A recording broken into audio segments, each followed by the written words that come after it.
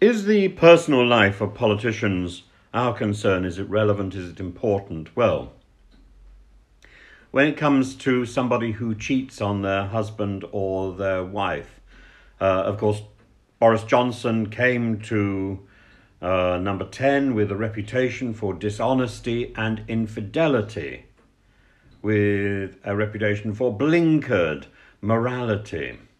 Yet people seemed surprised by Partygate when it took place. People seemed surprised. It made no sense.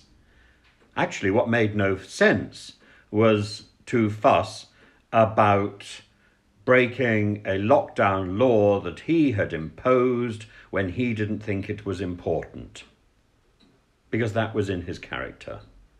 So if we were surprised by Partygate, we were surprised that Boris behaved like Boris. Very simple. When we look at John Major, we get something quite different. John Major's dalliance with Edwina Currie came as a shock. It's still a shock that the most boring man in British politics ever should have had a trouser adjustment issue with a minister whose only claim to fame was the quality of her eggs. And then Truss. Well, she has form as well, doesn't she?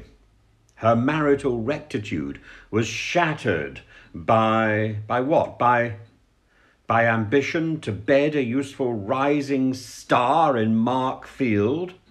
Mark Field, a married front bencher who, in fact, I think he divorced just after his affair with Liz Truss finished in 2005. He divorced in 2006.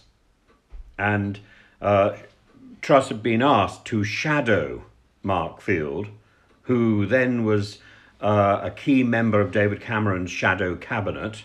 It wasn't a passing indiscretion, but a calculated 18 months commitment to illicit rumpity-pumpity, and with a man who was supposed to be her mentor.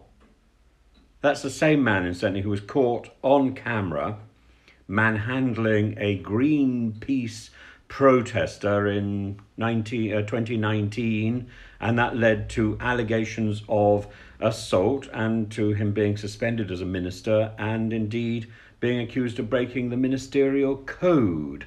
So when the Greenpeace protesters stood up in the most recent Conservative Party conference, Liz Truss must have looked on wistfully and thought, shadows of the past. The assault allegations against Mark Field, as far as the police were concerned, were of course dropped. But it meant that he was out of a job, and then he left Parliament just before, at the 2019 election, which saw Boris Johnson get this 80-seat majority. Now, one wonders where Mark Field got his inspiration. I remember him editing the student newspaper, the student newspaper, Charwell, and he seemed a modest enough fellow then, taciturn even. So I can't imagine that the inspiration came from the man who mentored him, who was then the Oxford MP, John Patten. In affairs of the heart and the pursuit of a safe Conservative seat, maybe people would do anything. Could it be Mark Field or Liz Truss who took the initiative? Maybe we will never know. But it still leaves us with that reputation. Liz Truss, she has a reputation for cheating. If not with her husband, then with board games. Her own admission, she cheats in board games. That goes well beyond a run through some wheat fields. Actually, the run through the wheat fields is not without consequence. It does serious damage. It's unlikely that Theresa May's run through a wheat field was as harmless as the as the speedy running of Camilla. Camilla ran so fast, that's the goddess Camilla, ran so fast that the wheat she ran through was untouched. Do you remember the lines of Alexander Pope? Alexander Pope wrote this wonderful poem, wrote a wonderful sonnet about how to write a poem, and the lines, I think, not so when swift Camilla scours the plain, flies o'er the unbending corn and skims along the main. Brilliant lines, brilliant lines. Anyway, I don't think that was Theresa May. I don't think she would have caused no damage when she ran through the field of ripe corn. Sorry to keep talking about fields. I mean, if it's not Mark Field, it's Liz Truss's fields or Theresa May's fields.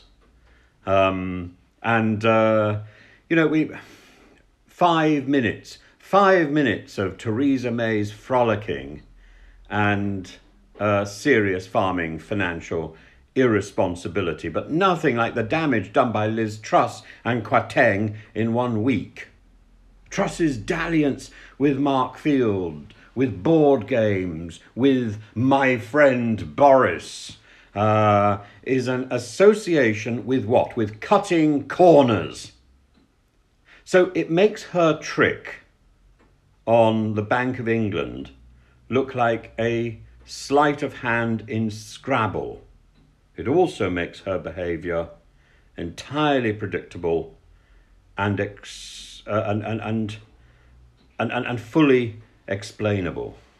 We should be no more surprised by Liz Truss than we should be surprised by the behaviour of Boris. It's all there in the past. All we had to do was observe. And yet we are still surprised. And yet Parliament is still about to debate the truth of Boris Johnson's behaviour. I don't understand why. It's all there in the past. We knew what we had elected. We knew what was there. And Boris was true to form, and I think Truss has been true to form. With Major, well, what did Liz Truss say? The jury's out. It was a great surprise.